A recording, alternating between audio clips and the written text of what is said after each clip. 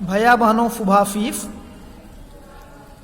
कल आपने इस एकांकी जो सेठ गोविंद दास की है सच्चा धर्म, इसको पढ़ा था, सारांश जाना था कि यह एकांकी एक ऐतिहासिक एकांकी है।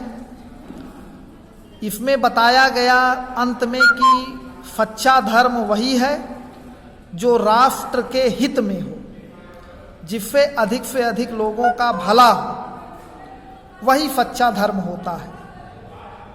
आज हम थोड़ा सा लेखक के बारे में आपको बताएंगे, शब्दार्थ बताएंगे और कुछ अभ्यास प्रश्नों की चर्चा करेंगे।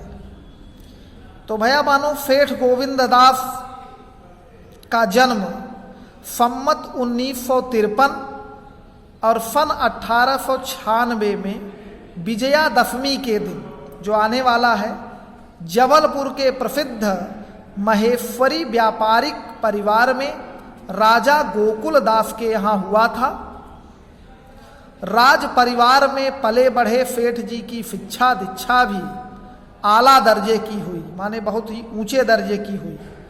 सन 1917 में इनका पहला नाटक विश्व प्रेम छपा। इनकी प्रमुख रचनाओं में कर्तव्य नाटक, पंचभूत माने एकांकी संग्रह और गरीबी और अमीरी नाटक आदि प्रमुख है। शब्दार्थ देखें, निस्तब्धता माने शांतता, आश्रय सहारा, मध्याह्न दोपहर, मिथ्या झूठ, बेचैनी परेशानी, सदृश समान, उद्विग्नता बेचैनी, व्यथित बेचैन या दुखी, वक्षस्थल माने सीना, उत्कंठा उत्सुकता। नीचे दिया है पाठ कौशल, सोचिए और बताइए। पूछ रहा है अहिल्या किसकी पत्नी थी, तो उत्तर क्या होगा? अहिल्या पुरुषोत्तम की पत्नी थी। किसकी पत्नी थी? पुरुषोत्तम की। विनायक कौन था? विनायक का असली नाम संभाजी था। जो शिवाजी का पुत्र था वह पुरुषोत्तम दास के घर में विनायक नाम बदलकर उनका भांजा बनकर के रह रहा था।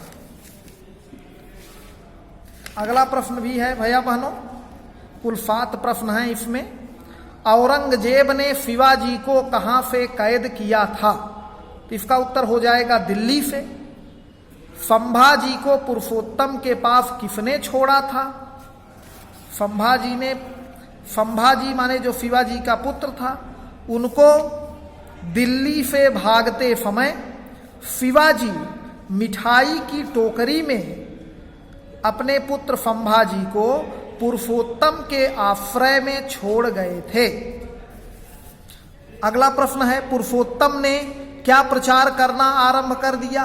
पुरुषोत्तम ने प्रचार करना आरंभ कर दिया कि जो संभाजी है वह विनायक है और वह हमारा भांजा है। पुरुषोत्तम की परीक्षा किस प्रकार ली गई? औरंगजेब के 2 गुप्तचर थे। उन गुप्तचरों को शक था कि संभाजी पुरुषोत्तम जी का पुत्र नहीं है, लेकिन कहने में डरते थे। बड़ा मान सम्मान था और पुरुषोत्तम बड़े सत्यवादी थे, कभी झूठ नहीं बोलते थे। तो उनकी परीक्षा लेने के लिए उसने तय किया कि आप संभाजी के साथ एक थाली में भोजन करेंगे तो मान लिया जाएगा कि संभाजी आपका भांजा है।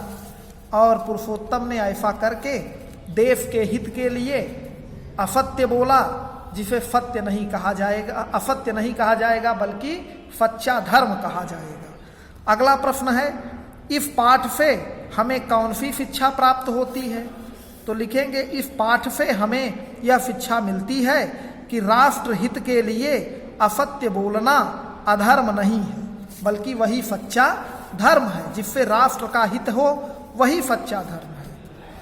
अब नीचे दिया गया है, निम्नलिखित प्रश्नों को उत्तर दीजिए। ये सारे कार्य कल किए जाएंगे। धन्यवाद।